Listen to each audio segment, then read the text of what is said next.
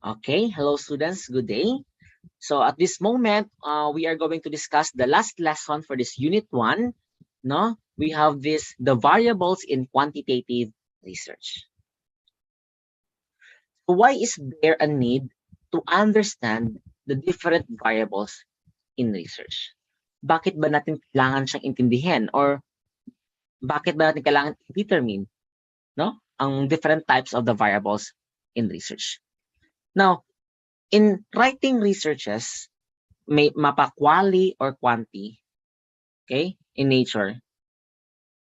The focus is the different variables. Why? Because this variable has its own role and function. Okay, so these variables can change, or conduct change depending on its nature or the role in research. Now, what are the learning objectives in this lesson? At the end of the lesson, you will be able to differentiate the kinds of variables used in quantitative research and their uses. Also apply the different variable concepts in research appropriately. So from the definition, variables are anything that can be observed by the researchers, and a variable may be a person, thing, place, situation, or phenomenon. Or a variable may be either in a numerical form or in a word form.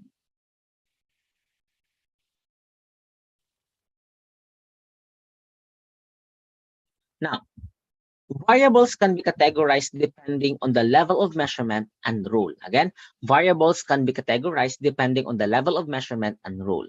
And why is it important to understand the rules of variables in research? As researcher, we need to know about our variables because these variables can be changed or can inflict change. Okay? And these variables, this variable, ito yung kumbaga in research, it mainly revolves around them. And failure to understand the meaning, the function, and the role or use of the variables in our own research, it can result into poorly done research. So kung wata ka gets, kung sa mga variables sa atong research, pangit atong output. And again, research studies use different kinds of variables that vary depending on their role and the level of measurement. And once you know how to identify them, you can easily identify the variables everywhere, and which will serve as your starting point of your research inquiry.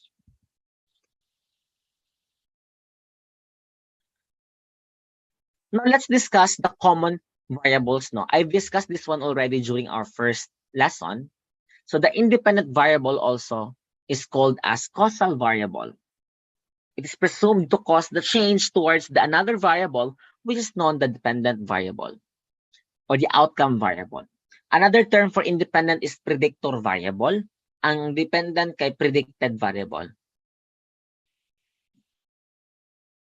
The independent variable may influence another variable to change. In experimental research, independent variables may also be manipulated to examine the specific effect that may have toward the dependent variable. So yung independent variable, siya yung pwede ma-change, pwede ma-manipulate. Okay? The independent variable is yung intervention ninyo na di-apply, especially in experimental research. Meanwhile, the dependent variables are the variables that are influenced by the independent variables. So from the definition itself, the dependent variable depends on the independent variable. Kung ma-change inyong independent, ma-change po inyong dependent. Okay? Let's have an example here. A researcher is determining the effect of motivation on the performance of employees. So the independent there, the independent variable is self-motivation. The dependent is productivity of employees. Now, the level of one's motivation is measured and related to its possible effects on employees' performance. That is why our motivation is considered as independent variable. Si independent variable ba yung magiging cause ng productivity ng employee? That makes the independent variable motivation. Also, the dependent variable is the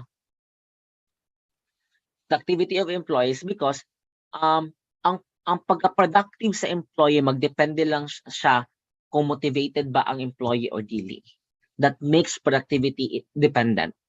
So again, ang productivity ba sa employee, okay, nagadepende sa motivation nga meron ang employee. Another example is this. Our researchers determine the effectiveness of different coaching styles on volleyball teams. So the winning streak there is your dependent.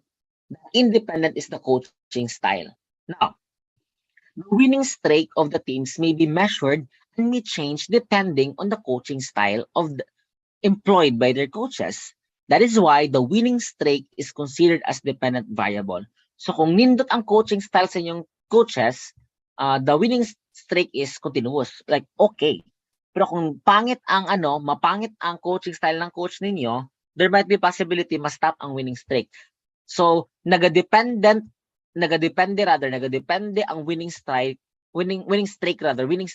sa coaching style sa coaches. So again, kung pangit ang coaching style, may possibility mapildi mo. Kung nindot kaayo, it will lead into win. Or, madaog mo sa game. Another variable is we have here the mediating variable. Okay? Mediating variable are also known as intervening variable since they intervene between the independent at saka dependent variables to show their connection. This mediating variable, okay, ito yung variable na ito yung variable na we are going to check whether ito ba yung mag-cause ng kanilang relationship between independent at saka dependent, or siya ba yung one of the factors that could that could lead into connection between dependent at saka independent variable. Example is mediating variable is this. A researcher wants to know the effects of working for 7 days a week on employees' productivity level. So the independent variable is 7-day work week. The dependent is the productivity level. The mediating variable is the job satisfaction. So in this given hypothesis, a researcher might see that job satisfaction as possible intervening variable, ensuring that the employee is motivated enough to work to come every day. Malay mo, ito bang job satisfaction, kung kontento na ba siya sa iyang trabaho, mo ba ni ang reason nga nung musulod siya sa isa ka adlaw?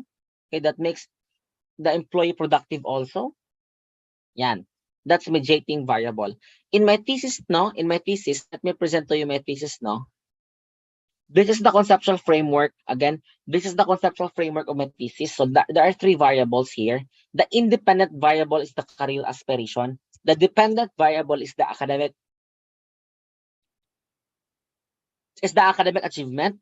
The mediating variable is the student's attitude. So one of my goal here is that there is already a connection between career aspiration and achievements in mathematics. Again, there is already a connection between the relationship between career aspiration and academic achievement. So I want to determine whether this career aspiration is nag-influence ba siya with regard to the connection of my career aspiration and academic achievement. Mo ba siya ang mag-lead into influence, or maybe a factor ba siya na mag-lead into connection or relationship between the two? And the analysis that you are going to use for this one is mediation analysis, and there is a media graph also about this.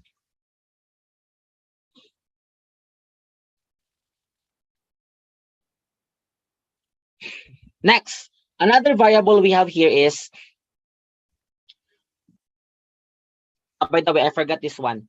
Mediating variable may act as a dependent variable and independent variable at the same time. Moderating variables, another variable ito, moderating variables are variables that have strong conditioned effects which may modify the relationship between the independent at saka dependent variable.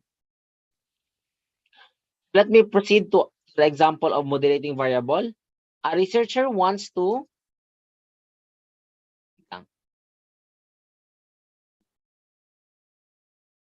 wala. Okay. A researcher wants to know the effects of exercising one's weight, on one's weight loss. So the independent variable is exercise. The dependent variable here, wait, nawala. Saan na tong, dala.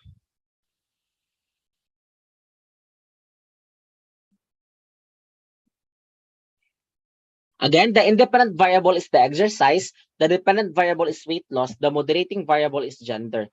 Bakit nga ba gender yung ating moderating variable?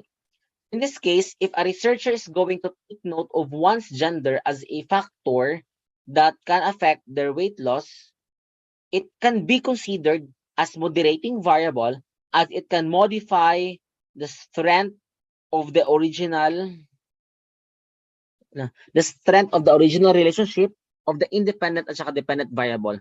Whether this gender might be the factor, might be the factor of the relationship between the exercise and weight loss.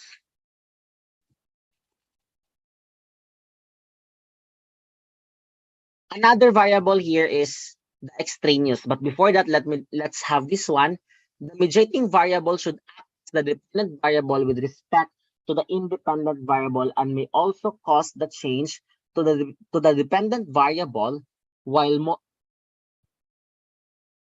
moderating variable must not be directly affected by the independent variable and should not result to it in any way.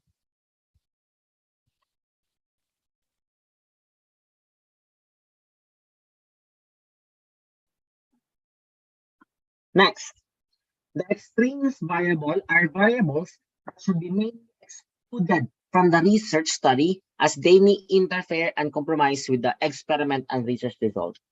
We have here a researcher wants to know the effect of how poor garbage disposal can have an impact on population. Excuse me. So all other variables that a researcher should take note of such, we have the environmental factor and people among others.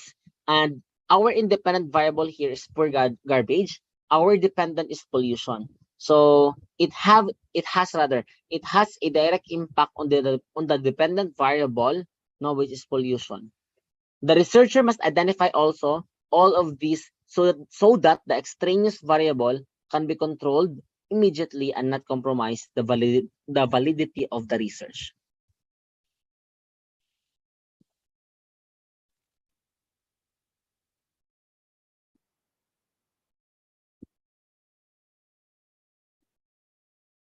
Okay, next.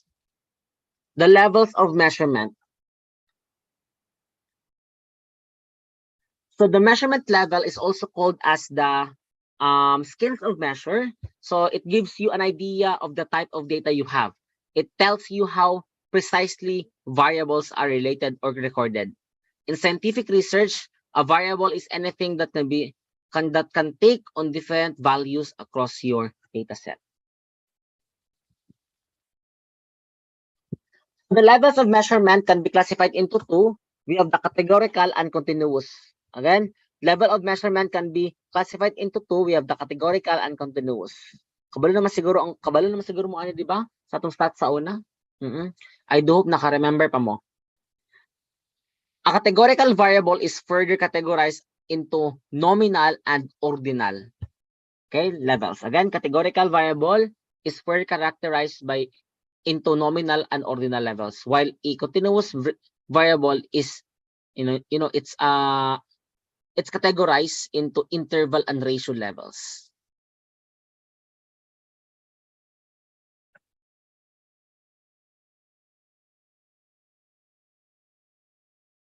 Now let's discuss isa-isa the levels of measurement. Apat, no? There are 4 levels of measurement.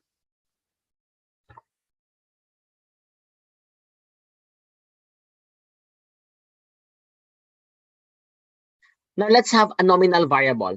When we say a nominal variable is any variable that represent different types of data, which may be divided into groups or categories. There is no intrinsic order, hence its frequency can only be counted.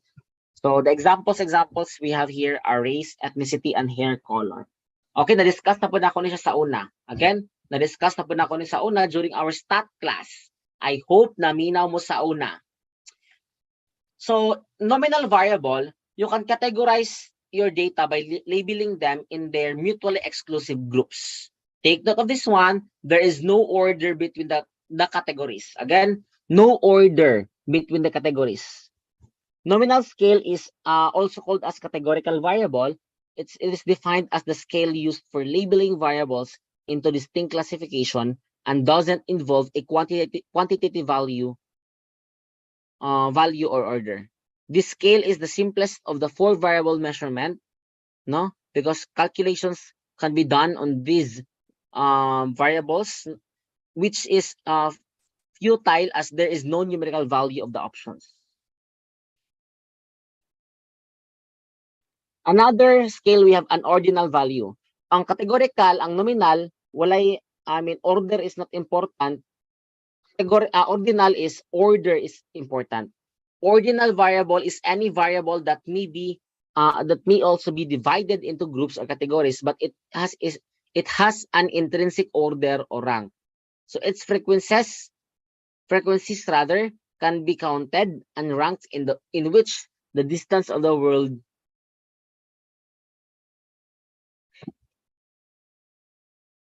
wait lang. Sorry. Its frequencies can be both counted and ranked in which the distance between categories, world, nalutang ko da. Again, in which the distance between categories is not equivalent.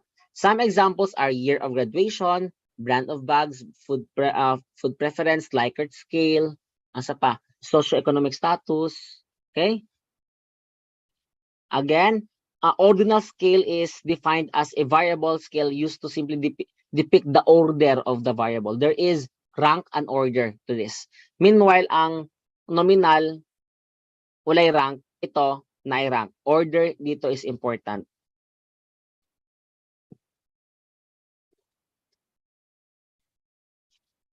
Next, we have an interval variable. Is a variable that has numerical value. It can be counted and ranked, and the differences between the rank categories are meaningful. Also, an interval value is no through 0 point. Okay? Kasi kung ang interval kay no through 0 point, yung isa, si ratio, there is a true 0 point. Again, interval no through 0 point, the ratio merong true 0 point. Now, for example,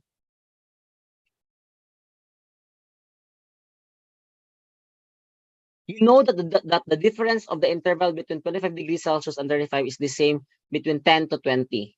Now, just like in the example, if you say negative degrees Celsius, then the means below freezing point. Another example to this one, no? By the way, the interval variable, ang example lang diri is temperature in degrees Celsius and Fahrenheit. Again, degrees Celsius and Fahrenheit.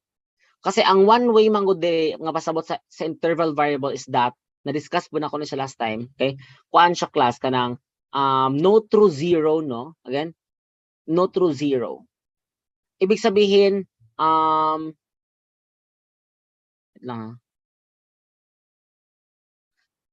okay? Ibig sabihin, the 0 value is defined differently depending on the scale. Ibig sabihin yan, pag 0, it does not mean na pag 0 ka, absence ka. Like, walay temperature. Again ha, same sa temperature. For example, 0 siya, ibig sabihin ng 0 sa temperature sa Celsius and Fahrenheit, hindi ibig sabihin walang temperature. Because 0 degree Celsius and 0 degree Fahrenheit has a corresponding value. That is why, again dito sa interval, no through 0 point. Lastly, the ratio variable is an interval value Unlike the integral value, it has a true zero. So, dito sa ratio value, pag zero jud, zero na jud siya, like no value at all. Again, dito sa ratio variable, ang zero dire, no value na jud siya. Pero kung ang sa interval, ang zero dire sa interval kay napay value, like na siya interpretation. Okay? Hindi siya pasabot na absolute absence, like no value at all.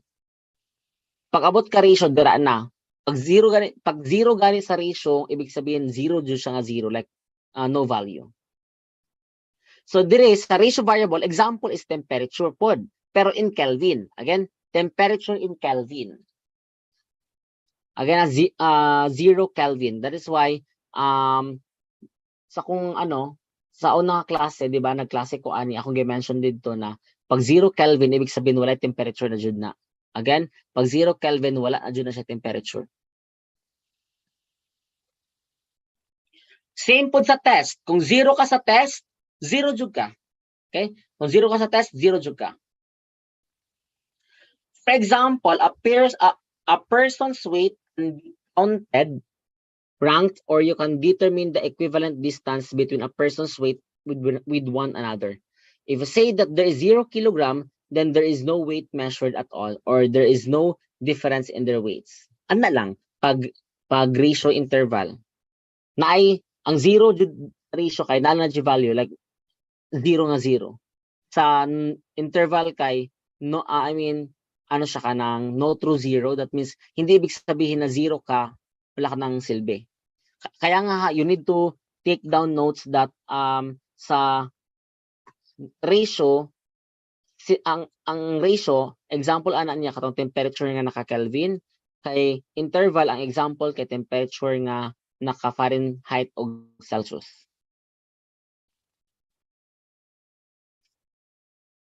So it is important that as researchers, we are knowledgeable about our variables because research mainly revolves around them.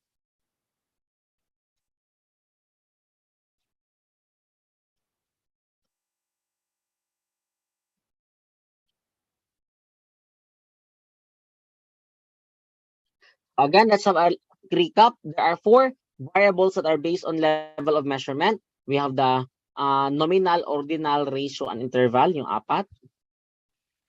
Again, variables are anything that can be subjects for observation. Variables vary in terms of their role and function and the level of measurement. And the level of measurement can be classified as categorical or continuous scale or continuous variable measures. And in terms of the rule of variables, there are independent, there are dependent, mediating, and saka extraneous variables, typically encountered in research writing. And this one, mas okay ni siya na okay, mas masabta ninyo.